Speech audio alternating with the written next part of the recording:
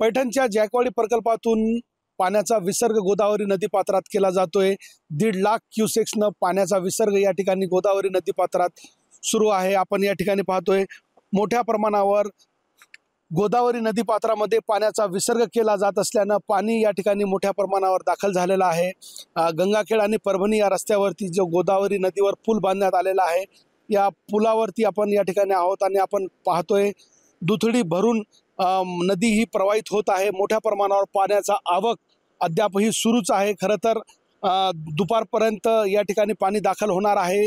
अवघ्या 1-2 तासामध्ये या ठिकाणी पाण्याची आवक वाढणार असल्यानं सतर्कतेचा प्रशासनाकडून इशारा खरं तर देण्यात आलेला आहे। दुथडी वाहत आहे ही नदी आपण या ठिकाणी पाहतोय। या काठाच्या काठोकाठ पाणी या नदीमध्ये प्रवाहित होत आहे।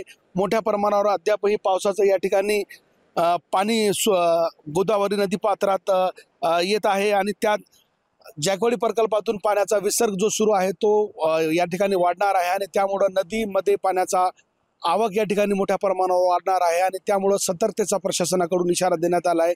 तुर्तास नदीपात्रामध्ये मोठ्या प्रमाणावर जायकवाडी प्रकल्पातून पाण्याचा विसर्ग या ठिकाणी सुरू आहे आणि त्यामुळे गोदावरी दुथडी वाहून या ठिकाणी जात आहे। कॅमेरा पर्सन सय्यद खिजरसह नजीर खान, TV9 मराठी, गंगाखेड, परभणी।